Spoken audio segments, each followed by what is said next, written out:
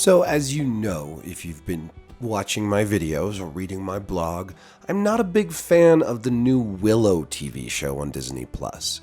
It just doesn't capture what the movie felt like to me. It comes across as much too like young adults, teen romance, and too modern. I know the movie has, it has a mix of British and American accents. It has some lines that feel a little more, modern than say Lord of the Rings.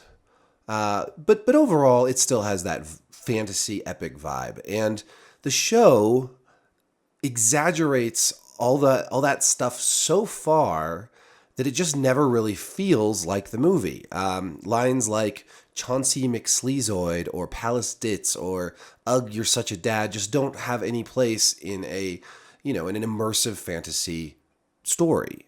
So I was really let down. At the same time, I can see some of the stuff they were going for could have worked really well. Like, as I said this in my finale review, this could have been a great show. It didn't have to be perfect either. It didn't have to be like a masterpiece. I just wanted something fun and engaging that felt like the Willow of old. And I don't mind if you add in new characters and new stuff, and you have to, right? You're bound to make a show that's different from the movie when it's 30 years later. That's okay. But there's this sense throughout the show that they don't really know what they're trying to achieve. They don't know who their audience is. They're certainly not appealing to people who loved the movie because it's so tonally different from the movie. So they must be targeting, the young adult teenage audience. But the problem with the way the show is written is that it's like how grown-ups think teenagers talk when they don't actually spend any time with teenagers. So when you actually go spend time with teenagers and they watch a show like this, they're rolling their eyes like, wow, this is so lame. This is not how we talk. But throughout the show, there are bits and pieces of things that could really work. I really like the actress that they got to play Elora Danan, Ellie Bamber.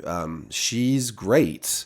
She just is not given the best material to work with. I really like the character Borman. I can't remember the actor's name off the top of my head, but he's very funny. He's very expressive, and I love the character. And again, they just don't give him enough to work with. They make him the butt of jokes and the comic relief without giving him the sort of badass side that he really needs to be, a more full character, kind of like Mardigan, who was a comic relief character, but was also a great swordsman and had moments of real, passion and anger and everything else. So I'm trying to write an outline of a show that would be a better version of this show. Now, I'm not talking about rewriting from scratch. Like if I were to make a Willow show and just start from scratch, what would I do? Because it would be different than this. I never would have thought of any of these ideas really.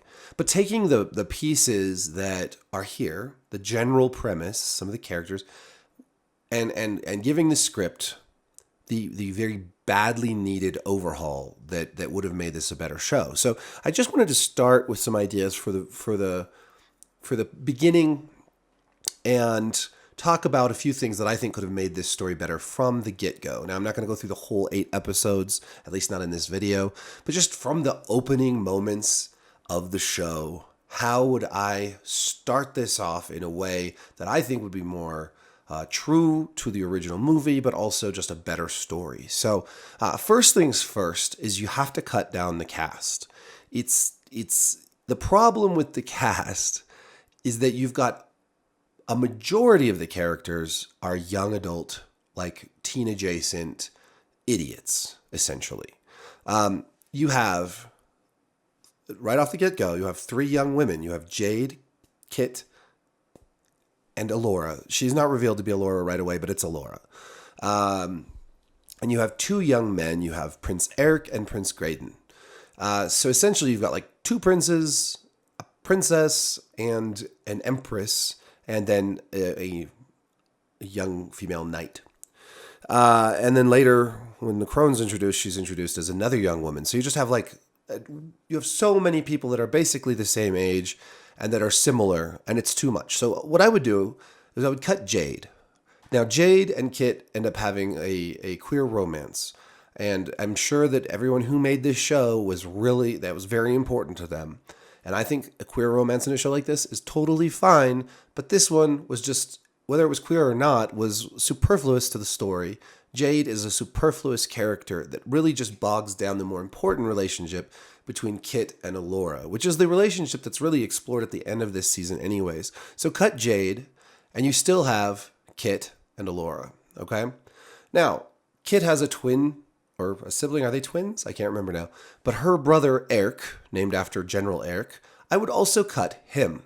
Now you're going to say, wait a minute, that's like the whole premise of the show. He's captured by the Gales and the Crone and taken to the Immemorial City, which sets off this whole quest. Okay, yeah, it does. And I would cut that whole thing. I would cut all of that. No more Gales kidnapping Eric, because Eric doesn't exist. We can still have the Crone and the Gales, but they don't show up in the beginning of the show.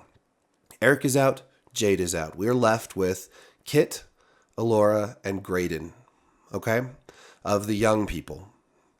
I wouldn't cut any other characters at this point, any other major ones anyways.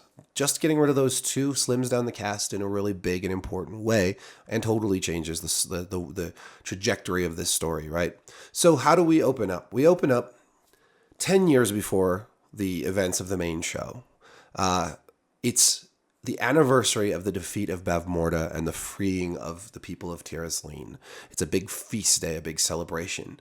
And up in the tower in the Tirasleen castle, Sorsha's looking down at the village and all the festivities. Behind her, Willow asks about Mad Mardigan. He has gone off on some quest to find this magical Chimerian cuirass. We're going to keep that in there. And he hasn't come back. And Sorsha tells him that there's been no word. Willow said they have some conversation, and it's very warm. They're very affectionate. There's none of this, Sorsha telling him he's not a great sorcerer, none of that. But he's worried about the girl, He doesn't say who, but the girl, And Sorsha says it's okay. I've got it all under control. And then she asks if he's staying, and he says, he has to go. His family is waiting for him back in his village.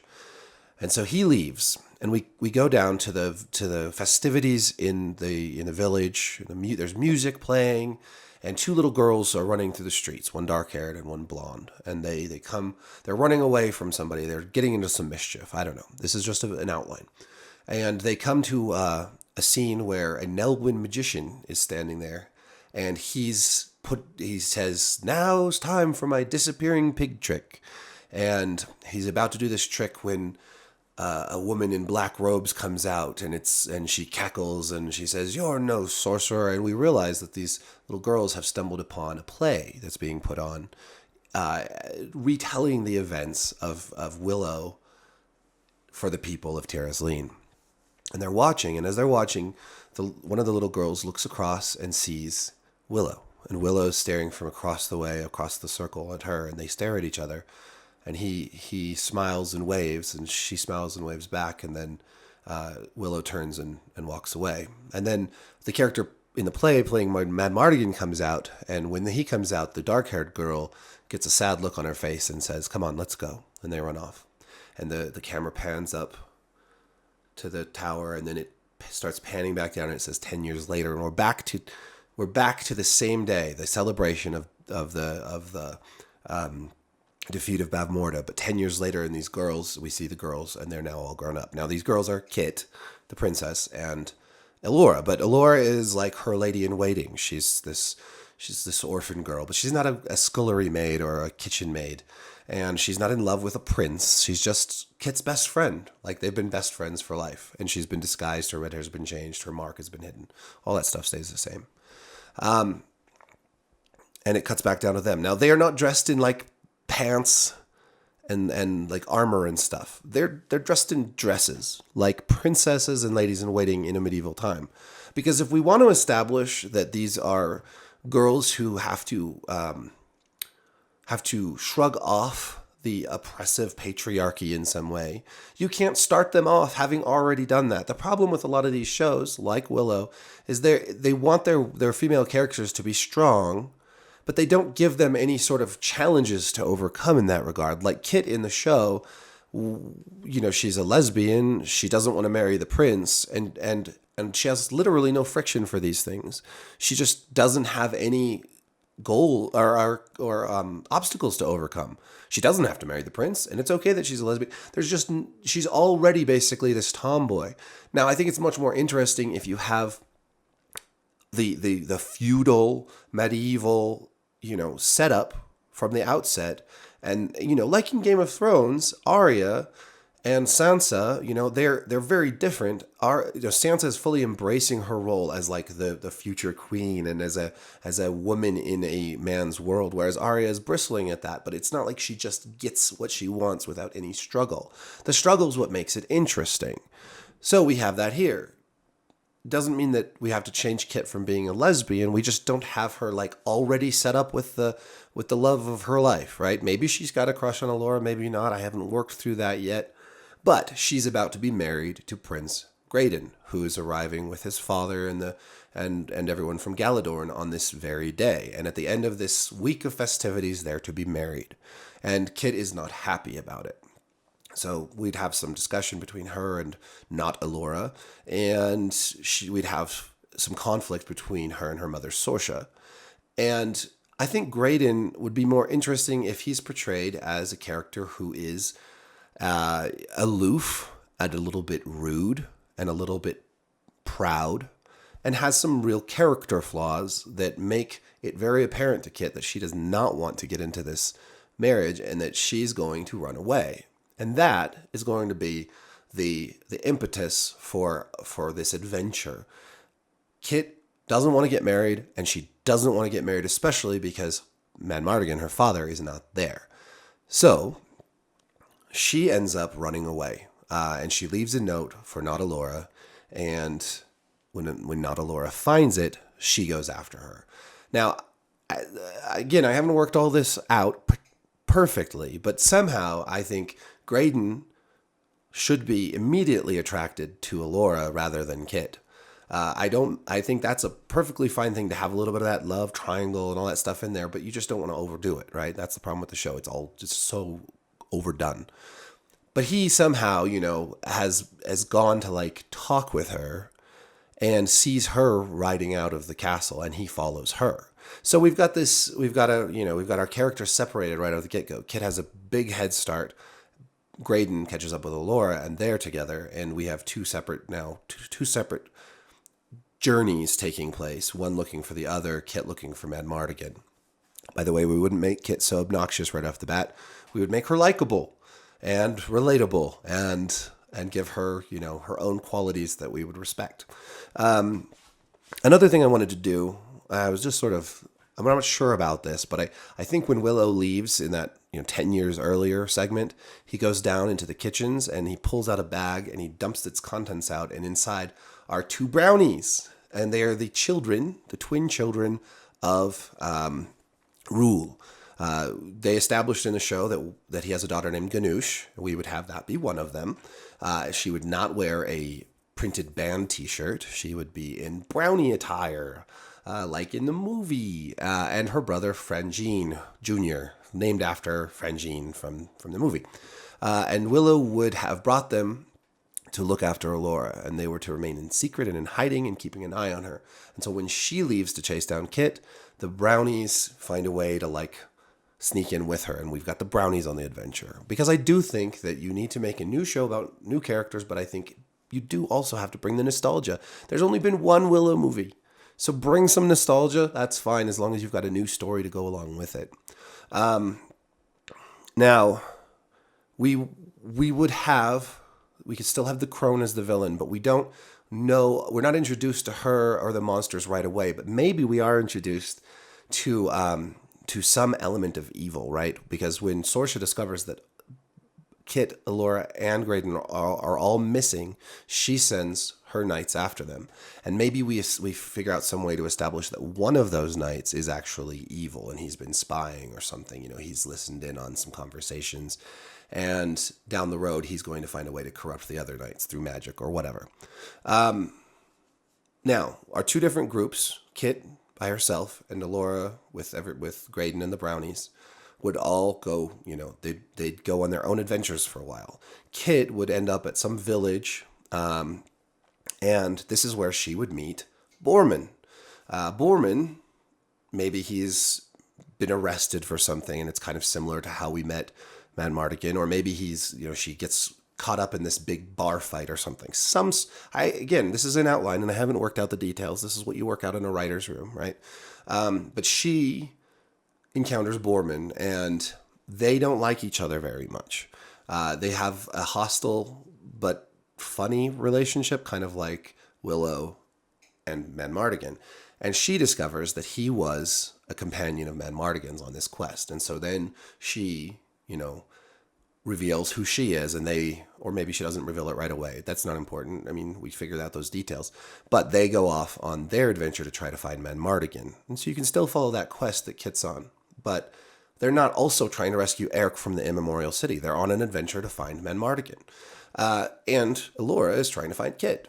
And then she comes and encounters Willow. And so now you have like two different groups, both on an adventure. Willow realizes who she is. We realize who she is, and we go from there. And that's all I'm going to talk about in this video. But you basically, I'm working with the same general premise, but cutting out some superfluous characters, and then sparking the adventure without all the extra immediate crone stuff and captured prince. There's still no reason or explanation why Eric was captured in the first place. And we still can have the pursuit of sort of the enemies, and they could be revealed over time.